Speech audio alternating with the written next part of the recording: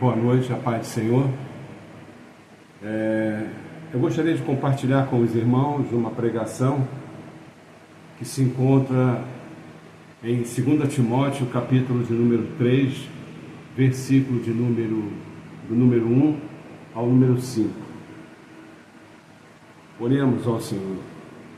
Senhor, peço que guarde os nossos corações para que não nos contamine com o egoísmo, a ganância, a soberba, a falta de amor ao bem que cerca a nossa sociedade. Ó meu Deus, fortaleça-nos para que não sejamos pessoas que de aparência religiosa, mas que possamos viver o verdadeiro poder do Teu Evangelho todos os dias. Eu oro e te agradeço, em nome de Jesus Cristo. Amém e amém. Amados,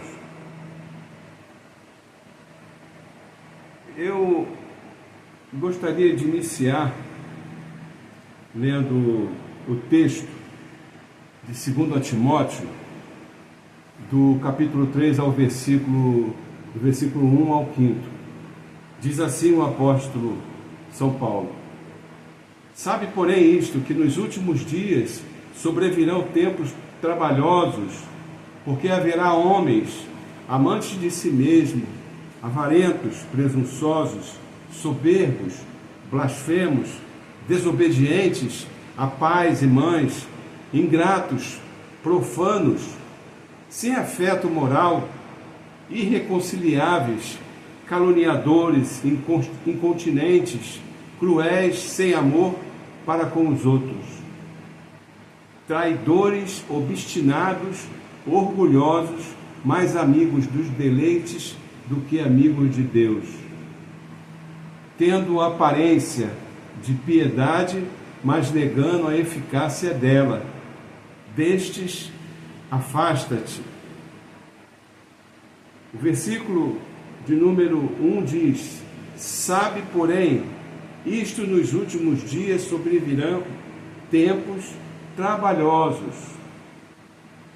Amados, quando nós pensamos nos últimos dias, normalmente pensamos em guerras, crises econômicas, catástrofes naturais e acontecimentos proféticos. Catástrofes como estas que temos assistido pelos noticiários da televisão. 5 países em menos de 15 dias foram atingidos por terremotos. Porém, o apóstolo Paulo adverte Timóteo sobre a chegada de tempos difíceis, também trabalhosos nos últimos dias. É bem verdade que isso faz parte, mas, segundo a Bíblia, enfrentaremos dias trabalhosos, dias de crise espirituais. Perceba que, ao escrever a Timóteo, o apóstolo Paulo o adverte sobre a chegada de tempos difíceis. Ele descreve um severo declínio moral centrado no egocentrismo, na falta de valores éticos e numa religiosidade sem transformação interior. Os tempos seriam difíceis não apenas por causa do que aconteceria no mundo, mas por causa do que aconteceria dentro do coração das pessoas. A lista apresentada pelo apóstolo Paulo descreve uma geração que se afastaria de vez, cada vez mais, dos valores de Deus. Isso já é uma realidade, inclusive no meio cristão. Embora tenha sido escrita há quase 2000 anos, parece ter sido escrita para os nossos dias. Eu diria que os últimos dias são marcados por uma profunda crise espiritual, moral e relacional que somente o Evangelho pode curar. E nesta mensagem, meus irmãos, minhas irmãs, veremos alguns sintomas dessa crise anunciada pelo apóstolo Paulo. O primeiro sintoma é a crise da identidade. Ele diz no versículo de número 2: porque haverá homens amantes de si mesmo. Paulo começa a dizer que o homem passa a viver centrado em si mesmo. Paulo começa a sua lista mostrando que o amor próprio, desordenado, se tornaria uma marca dos últimos dias. Ele está dizendo, está sinalizando que as pessoas seriam amantes de si mesmas e do dinheiro, gerando no coração do indivíduo uma enorme falta de afeto pelas pessoas, uma enorme falta de empatia.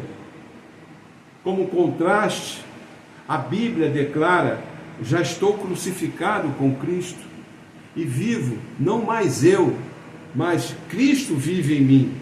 Gálatas capítulo 2, versículo de número 20.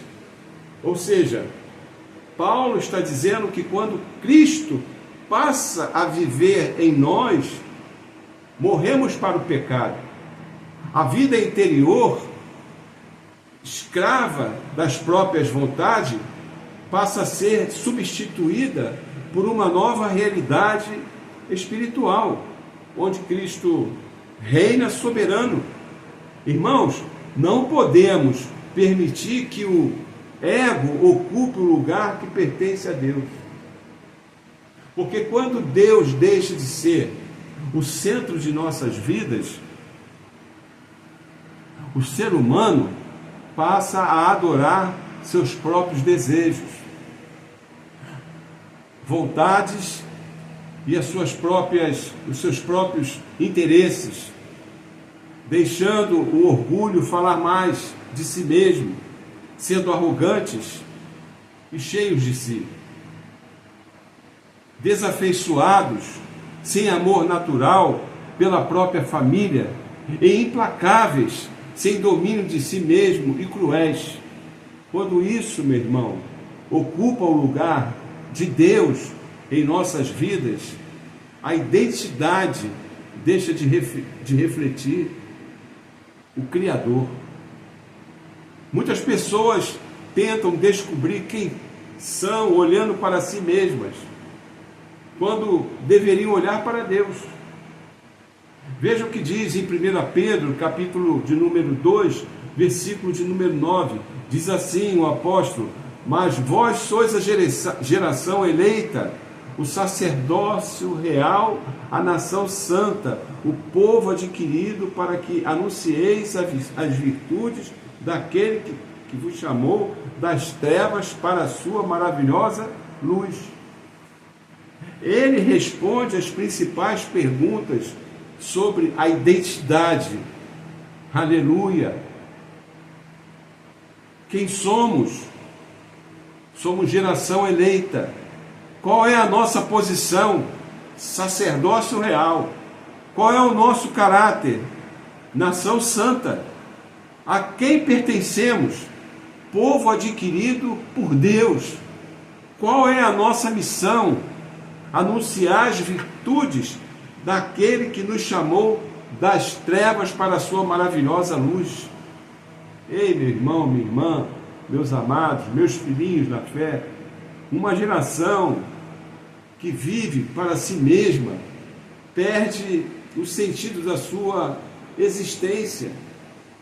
Basta olharmos para o mundo, somente em Cristo encontramos nossa verdadeira identidade. Porque a crise, segundo, a crise de integridade. O versículo de número 3 diz: avarentos, presunçosos, soberbos. Ou seja, o caráter passa a ser substituído pela aparência. Muitos procuram parecer corretos sem realmente serem corretos.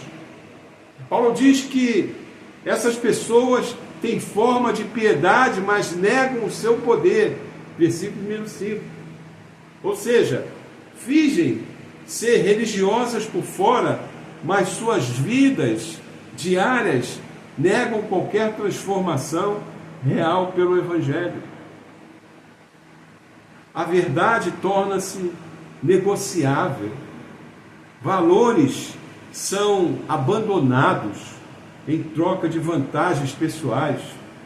Paulo descreve que nos últimos dias o amor próprio e o apego ao dinheiro farão com que as pessoas justifiquem atitudes egoístas e arrogantes, porque a verdade passa a ser adaptada para evitar os próprios desejos humanos. Irmãos, quando os valores das Escrituras e o caráter de Cristo estão distantes do coração das pessoas, os valores são abandonados. O sucesso passa a valer mais do que a honestidade. O mundo celebra resultados, mas Deus continua observando o nosso caráter, porque o caráter é aquilo que somos quando ninguém está olhando, quando ninguém está vendo. Deus continua procurando pessoas íntegras em uma geração de aparências. Terceiro, a crise de prioridades. Ora, então existe crises de prioridades. O versículo de número 4 diz: mais amigos dos prazeres do que amigos de Deus. Então Paulo está dizendo que o prazer passa a governar as escolhas. O que produz satisfação imediata torna-se mais importante do que aquilo que agrada a Deus. O temporal ocupa o lugar do eterno. Muitas pessoas investem toda a sua vida no que passa e negligenciam o que permanece. Deus, meu irmão, minha irmã, deixa de ser prioridade. Não podemos permitir isso. O relacionamento com o Senhor passa a ser substituído pela busca constante de entretenimento e satisfação pessoal. Muitas pessoas acabam passando uma aparência de piedade, mas negando a sua eficácia. São religiosos apenas no nome. Então, meu irmão, diante deste cenário de decadência moral acentuada, a instrução direta do apóstolo Paulo é clara e incisiva. Destes, afasta-te. Devemos nos afastar. Jesus ensinou: buscai primeiro o reino de Deus e a sua justiça. Evangelho de Mateus, capítulo 6, versículo de número 33. Lembremos então de Marta. Marta estava envolvida com o que era importante, mas Maria escolheu o que era necessário. Quando a presença de Jesus se torna prioridade em nossas vidas, encontramos a melhor parte da vida.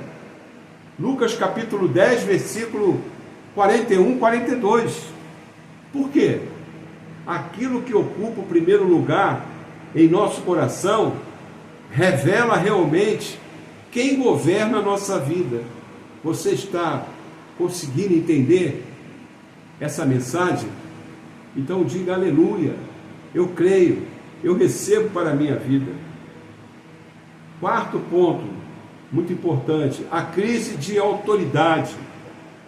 Versículo de número 3, ainda em 2 Timóteo, capítulo 3, diz assim: tendo aparência de piedade, mas negando a eficácia dela. Ou seja, muitos vivem de aparência religiosa, mas perderam a experiência do seu poder. Existe religiosidade, mas falta autoridade espiritual. Amados, a verdadeira autoridade não vem de títulos ou dogmas, mas do fruto do Espírito Santo. mansidão, amor e domínio próprio. A autoridade espiritual nasce da comunhão com Cristo. Jesus declarou: eis que vos dou poder sobre toda a força do inimigo. Lucas capítulo 10, verso 19. Então, nós estamos olhando hoje para uma geração sem autoridade espiritual e facilmente influenciada pelo mundo. Quem não se submete ao senhorio de Cristo, dificilmente manifestará o seu poder. Por quê? Porque a verdadeira autoridade espiritual não vem de títulos ou posições, mas de uma vida rendida a Deus. A palavra nos ensina que quem anda com Cristo carrega a marca da sua autoridade. A Bíblia nos ensina que a falta de submissão a Deus resulta em uma vida governada pelo pecado e distante dos propósitos do Senhor. Amém? Quinto ponto. A crise de humildade. Diz o versículo de número 2: presunçosos, soberbos. Paulo está dizendo que o orgulho torna-se a marca da sociedade. O homem passa a acreditar que não precisa de ninguém, tampouco de Deus, passando a não reconhecer limites. O que alimenta o orgulho prejudica relações interpessoais e impede o crescimento pessoal do indivíduo. Eu diria que a autossuficiência afasta as pessoas de Deus. Quanto mais o homem confia em si mesmo, menos sente necessidade do Senhor, meu irmão. O homem passa a acreditar que suas ideias ou ações são sempre melhores do que as dos outros. O orgulho precede a queda, meu irmão. A soberba também precede a queda, meu irmão. Aleluia. E a soberba produz cegueira espiritual e impede o crescimento do homem. A Bíblia adverte: Deus resiste aos soberbos, mas dá graça aos humildes. Tiago capítulo 4, verso de número 6. Enquanto, meu irmão, minha irmã, o orgulho fecha as portas, a humildade abre espaço para a graça de Deus, para o agir de Deus. Ser humilde não significa se rebaixar, sentir-se inferior ou aceitar menos do que você merece. Trata-se de uma virtude caracterizada pelo equilíbrio. Sexto ponto importante: a crise de fraternidade, versículo de número 3, sem afeto moral. Ora, então, o amor ao próximo se torna cada vez mais raro. As pessoas se tornam indiferentes à dor dos outros. Paulo descreve o colapso dos laços humanos e familiares ao listar pessoas sem afeto moral e implacáveis. Isso é muito forte. Isso reflete um individualismo tenso, extremo, eu diria, onde o amor ao próximo é substituído pelo egoísmo, destruindo o respeito, a empatia, a harmonia dentro das comunidades, da família e sociedade. Irmãos, com isso, os relacionamentos perdem profundidade. Há muita conexão virtual, mas pouca comunhão verdadeira. Isso caracteriza um período de esfriamento espiritual em que as pessoas passam a priorizar a si mesmas, acima de qualquer relação interpessoal ou princípio moral. Hoje as pessoas perdem mais tempo se aproximando pela internet de quem está distante do que se relacionando com quem está perto, ao seu lado. Irmãos, nós precisamos conservar os bons valores e, sobretudo, priorizar o nosso Deus e nossas famílias, porque a falta de compaixão enfraquece a sociedade. Quando o amor desaparece, prevalecem a frieza e o egoísmo. Isso geralmente acontece quando os indivíduos se fecham em suas próprias necessidades e ignoram o sofrimento alheio, abrindo caminho para a discriminação, a solidão e a desintegração da harmonia comunitária. Jesus afirmou: nisto todos conhecerão que sois meus discípulos, se vos amardes uns aos outros. Evangelho de João, capítulo 13, versículo 35. Ou seja, o amor continua sendo uma das maiores evidências da presença de Deus na vida de alguém.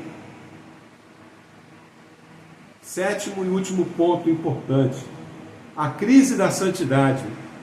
Diz o versículo de número 5: tendo aparência de piedade, mas negando a eficácia dela.